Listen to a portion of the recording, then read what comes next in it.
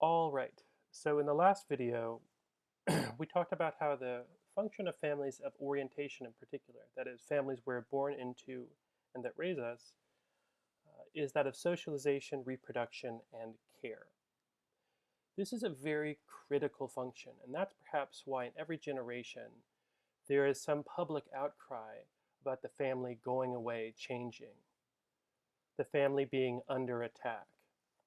Each one of these organizations, for example, is supposedly here to rescue the family. Each one of these has also been qualified as a hate group because they in particular focus on the threat, supposedly, of same-sex couples. However, despite lots of research, there is no evidence that children of same-sex couples are any worse off than those of straight parents. The point is that in every generation, there is some outcry about the family falling apart. So what is going on with families today? Well, marriage is going down, or rather, never married adults is growing, and increasingly never married men, as we see, is growing. This is a particularly important category, never married. What it means is it's someone who's not previously married or divorced, but has never been married. Right? Men 25 and older, and that's almost a quarter of all men, a little over 15% of all women. Why do we see this change today? Well, since the 1970s, we've increasingly seen more and more women in the workforce.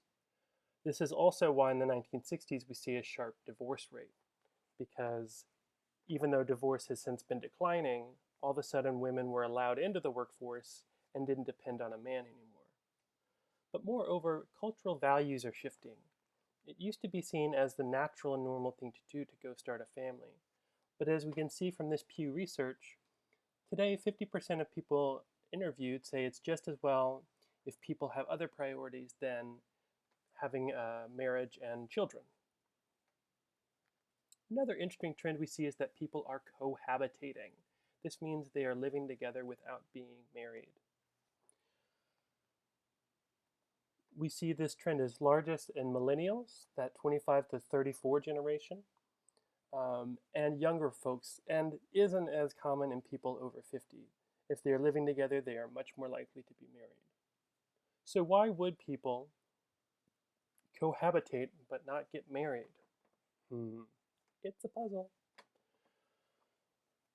One thing that can help us understand this is, as we look at it later, the precarity in work. Many people simply don't feel secure enough to settle down in a long-term relationship. One of them might have to move for work. One of them might have to, might lose their job. Marriage is often something that can create security, but it's often based out of security in their future. And our generations, these younger generations, don't really have that as much. We see a decline in two-parent households and a decline in single-parent households, an incline or growth. Why would this be? There are a number of reasons.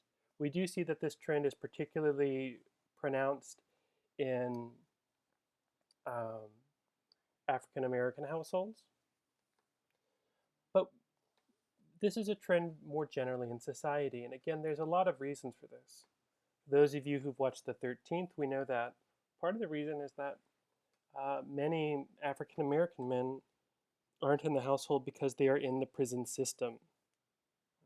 So it's hard for fathers to be home if they are locked up, and that criminal justice system has increasingly been targeted towards African American communities. Again, we can also think about cultural values here. Today, it's seen as okay for a mother to raise her child on her own, and predominantly these are female-led households.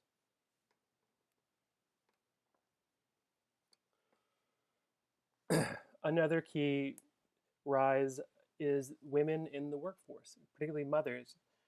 Again, this means that women can provide for their families without having to rely on a man. So this is another key economic factor leading to some of these different trends that we see. For a long time, women didn't have access to good work, and therefore were dependent on a man, whether they loved them, liked them, or not, in order to have a reasonable living. Today,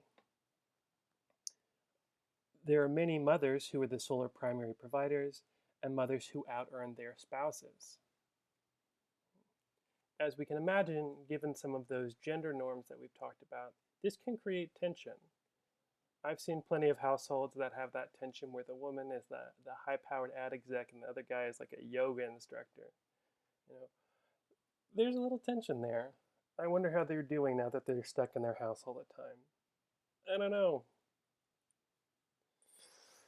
So, as we think about what is a normal family today, we often have the idea of a nuclear family. This comes from the word nucleus, or the core of a cell, that center part of a cell. The nuclear family, then, is the family of parents and child, that core family unit. And the idea that one mother would stay at home and somebody would go to work is a very middle class idea. Children have worked for long times and women have worked for a long time. But in the middle class, it wasn't seen as appropriate for children to work. This was only something that happened to the working class. So often the outcry about the family falling apart is something that comes from the middle class. Working class families and African American families also tend to rely on more extended family. So the extended family is the family outside of that nucleus of parent and child. So that's grandparents, uncles, cousins. Part of that's because African Americans have for a longer time been targeted by the criminal justice system and been forced into the lower class. And when all the family needs to work, then we see that we need to rely on one another more, on our extended family networks.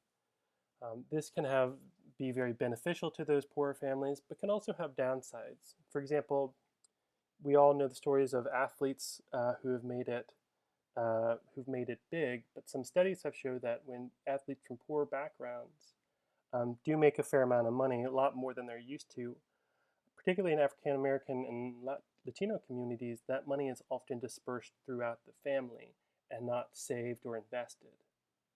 So there can be downsides to this trend as well. Again, the trend among single-parent households is more pronounced among Black families, and particularly those with less than high school education. We do tend to see that education and having children go hand in hand. That partly has to do with understanding how reproduction works, but also some of the financial and other considerations. We've already talked about this a bit, but this puts the trend in more graphic perspective. So as we consider changes in the family over time, it's important to consider changing gender relations. It's okay for women to work now, and women don't feel like they need a man to survive. Consider the changing structure of work. More and more families need two incomes to survive. We can't survive on just one breadwinner. And maybe the changing meaning of families. Some people don't consider having a family and starting a family, what we call the family of procreation, as important today.